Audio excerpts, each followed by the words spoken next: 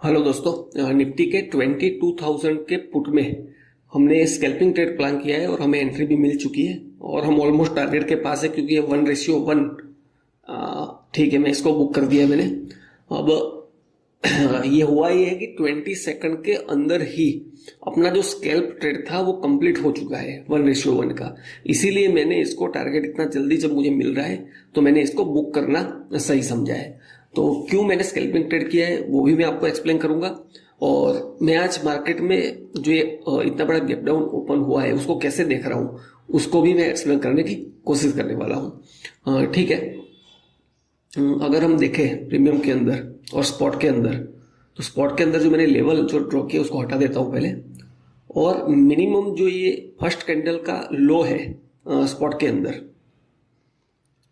ये वाला जो मैं इसको मार्क कर देता हूँ।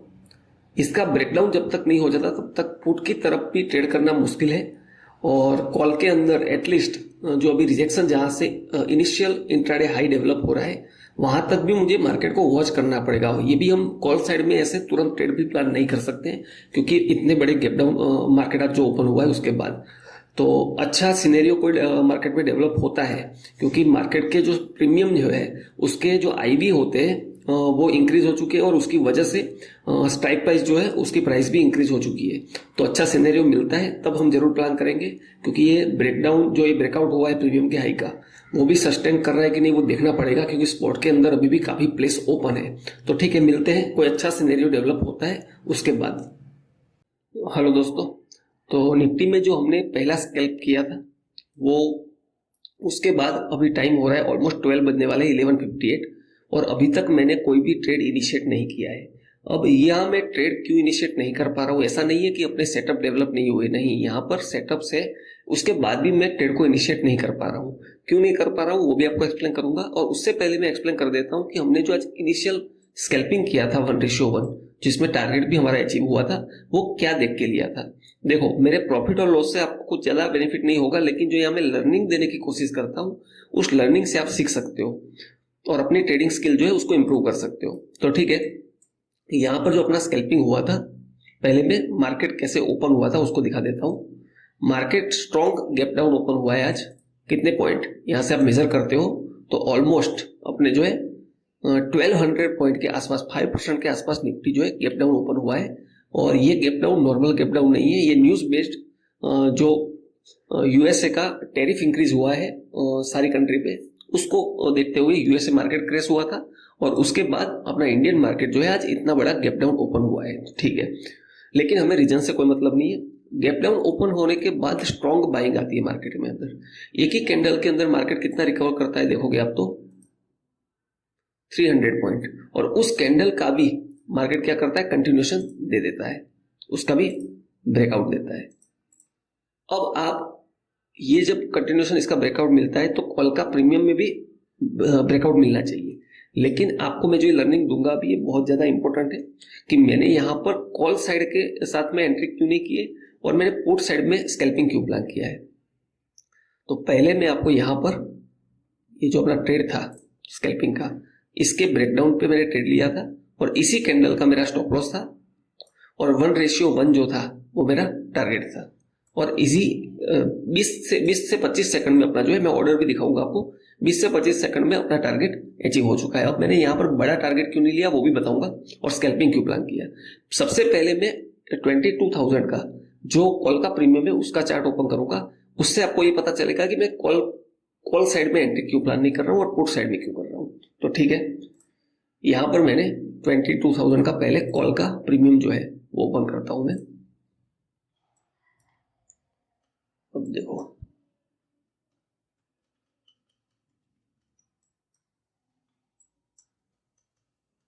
इसको आप ध्यान से समझने की कोशिश करना।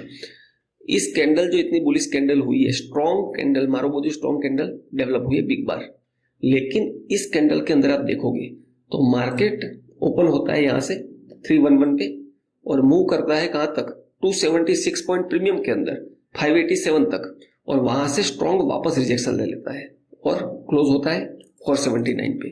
तो ऑलरेडी पहली कैंडल में ही प्रीमियम के अंदर कितना रिजेक्शन आता है 107 पॉइंट का और इसका हाई भी ब्रेक नहीं किया है, नंबर 1। अब उसके बाद की ये कैंडल जो कंटिन्यूएशन कैंडल थी, तो प्रीमियम के अंदर कैसी कैंडल बननी चाहिए? अगर आप एक ऑप्शन ट्रेडर हो तो अगर आप कॉल के साइड में ट्रेड प्लान कर रहे हो तो कॉल के प्रीमियम में भी बाइंग यहां पर दिखनी चाहिए। ये कैंडल ऐसी डेवलप होनी चाहिए थी अप साइड में, लेकिन ये कैंडल तो देखो कहां पर है, नीचे। तो आप कॉल साइड में तो एंट्री प्लान नहीं कर सकते हो। क्यों? क्योंकि कॉल साइड में प्रीमियम के अंदर कोई भी बायर नहीं है, स्पॉट तो दिखा रहा है, और इसी को बोलते हैं स्पॉट और प्रीमियम का डाइवर्जन। यही डाइवर्जन है। बाय तो आप स्पॉट का चार्ट देख रहे हो, लेकिन बाय तो आप प्रीमियम के चार्ट पे करने वाले हो। तो प्रीमियम के चार्ट में तो कुछ भी ऐसा कंडीशन डेवलप होता हुआ दिख नहीं रहा है, तो हम कॉल साइड में तो एंट्री प्लान कर ही नहीं सकते जब तक इसका ब्रेकआउट ना हो जाए। एटलीस्ट स्कैल्पिंग करने के लिए भी इसका ब्रेकआउट होना तो बहुत ज्यादा इंपॉर्टेंट है। तो ठीक है, इसलिए हमने कॉल में एंट्री नहीं करी। अब मैं आपको same to same at the money का 22,000 का पुट का प्रीमियम दिखाता हूं जिसमें हमने स्कैल्पिंग की थी। ठीक है,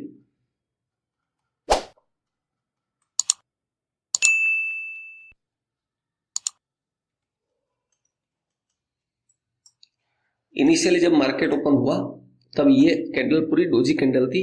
बाद में हम मार्केट को रिफ्रेश करते हैं तब ये कैंडल थोड़ा सिनेरियो चेंज होता है, क्योंकि डाटा जो है इतने बड़े गैप डाउन और गैप अप के बाद थोड़ा वेरी होता है हर ब्रोकर में। आप चेक कर सकते हो, कई बार ये चीज आपको देखने को मिलेगी।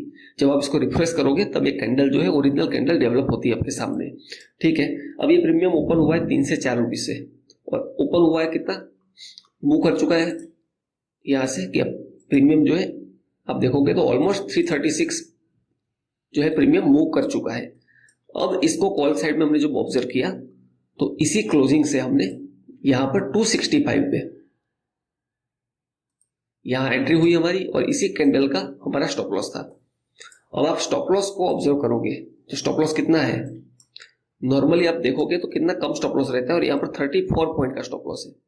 अगर मैं एग्जैक्ट 265 पे भी मार्क करता हूं और इसको भी एग्जैक्ट, तो भी 32 पॉइंट के आसपास का स्टॉप लॉस है। तो इसमें अगर हमारा स्टॉप लॉस होता तो हमें 9,000 तक का हमें लॉस हो सकता है मिनिमम।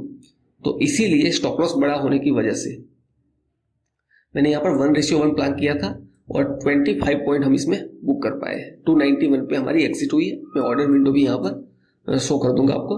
अब ये कम नहीं है, ये ऑलमोस्ट 10% के आसपास है, और 25 पॉइंट है, 7,500 के आसपास हमारा प्रॉफिट हुआ है इसमें।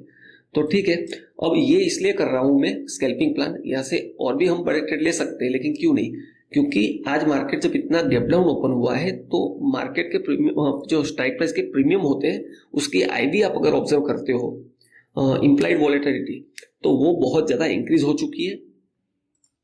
तो अगर मैं यहाँ पर बुक नहीं करता हूं तो ये वाला जो सेलिंग कैंडल यहाँ पर है और इस कैंडल में जो रिजेक्शन दिख रहा है, वो रिजेक्शन यहाँ से देखते हुए ये सेलिंग कैंडल यहाँ भी डेवलप हो सकता है, क्योंकि यहाँ तक भी मार्केट लिक्विडिटी ग्रैब करने के लिए इजीली जा सकता है। और इसकी भी अगर बात ना करें, फिबोनाची की भी अगर मेजर करते हैं तब भी इजीली यहाँ तक मार्केट जा सकता है। अब यहाँ तक मैं अगर वेट करता हूं तो मुझे 44 पॉइंट का मीन्स ऑलमोस्ट 13,000 के आसपास मुझे इसमें लॉस हो सकता है। तो 30,000 का लॉस लेना उससे अच्छा है 8,000 का प्रॉफिट लेना। यही डिसीजन लेते हुए मैंने स्कैल्पिंग प्लान किया था और उसको मोमेंटम में बुक किया था। और जो ये स्टॉप लॉस भी मैंने ट्रेल किया है, ये भी वैलिड प्लेस नहीं था, वैलिड प्लेस था फिबोनाची के हिसाब से नीचे था। तो ये आप तब कर सकते हो जब आपका मोमेंटम ट्रेड होता है और आपका स्कैल्पिंग ट्रेड होता है। तो इसीलिए स्कैल्पिंग में जैसे ही 1:1 25 पॉइंट के आसपास हमें मिला तो हमने बुक किया।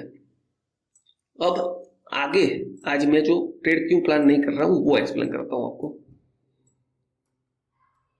ठीक है, अब यहां पर देखोगे तो मार्केट में क्या हुआ है अभी मॉर्निंग से अब तक, आप इसको रीड कर सकते हो। मार्केट ने ये ट्रेड अपना स्कैल्पिंग कंप्लीट हुआ, उसके बाद पूरा रिजेक्शन आ गया, देखो ये। उसके बाद आज का जो इंट्राडे लेटेस्ट हाई बना था उसका भी ब्रेकआउट कर दिया मार्केट ने, और उसके बाद वो ब्रेकआउट फेलियर भी हो चुका है। क्यों? क्योंकि देखो यहां पर मार्केट साइडवेज हुआ है। अब यहां पर आज आप देखोगे तो ऑप्शन चेन आपको ओपन करके दिखाता हूं। पहले जो प्रीमियम है मैंने आज एट द मनी में इसलिए काम किया क्योंकि आउट ऑफ द मनी के प्रीमियम बहुत ज्यादा हाई हो चुकी है। क्यों? क्योंकि ये आईवी जो है वो आप देखोगे तो ऑलमोस्ट एट द मनी की भी 45 आसपास हो चुकी है, यहां पर भी देखो 46। तो ये आईवी जो है बहुत ज्यादा इंक्रीज हो चुका है, तो मार्केट वॉलेटाइल हो सकता है ऐसे केस में। तो ऐसे केस में आप छोटे स्टॉप लॉस के साथ काम करना थोड़ा मुश्किल होता है। तो ऐसे केस में आप क्या कर सकते हो, ऐसे केस में ये कर सकते हैं कि वैलिड लेवल जो है आप मार्क करके रख सकते हो। जैसे मैंने ये मेन लेवल, क्योंकि इसका ब्रेकआउट करने के बाद वापस फेल हो चुका है, तो एक अच्छा लेवल है इसका। या तो मुझे इसका ब्रेकआउट मिल जाए या फिर फर्स्ट कैंडल का ब्रेकडाउन मिल जाए, और वो भी एक अच्छे पैरामीटर के कंफर्मेशन के साथ मिल जाए। अब मैं यहाँ पर कहीं भी अगर ट्रेड करता हूँ तो मार्केट के पास दो चांस है। ये सेंटर में है मार्केट इस जोन के, और यहाँ से ये जगह 200 पॉइंट नीचे भी ओपन है और 200 पॉइंट ऊपर भी ओपन है। और यहाँ पर मार्केट को आप जब मोस्टली, ये कितनी बड़ी रेंज है आपको दिखाता हूँ मैं, ये रेंज अगर यहाँ से यहाँ मेजर करते हो तो ऑलमोस्ट 450 पॉइंट की रेंज है। तो निफ्टी जो है एक बड़ी रेंज में यहाँ पर साइडवेज भी हो सकता है।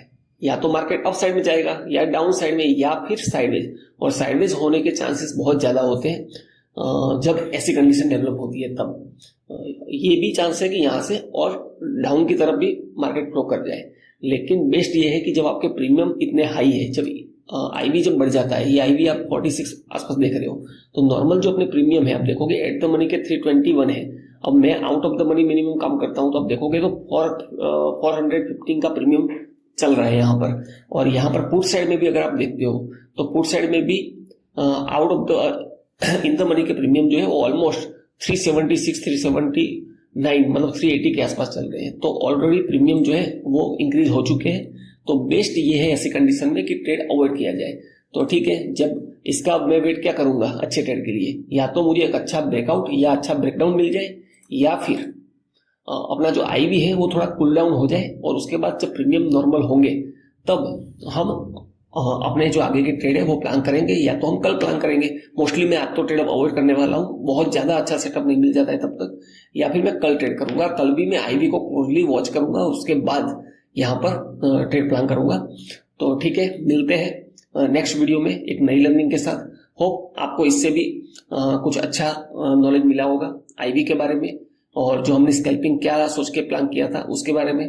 तो ऐसे ही लर्निंग देखने के लिए मेरे चैनल को सब्सक्राइब करिए, शेयर करिए, लाइक करिए, और ज़्यादा से ज़्यादा लोगों के साथ जो है आप इसको शेयरिंग करिए, ताकि हर कोई इससे कुछ ना कुछ लर्निंग ले पाए। Thank you.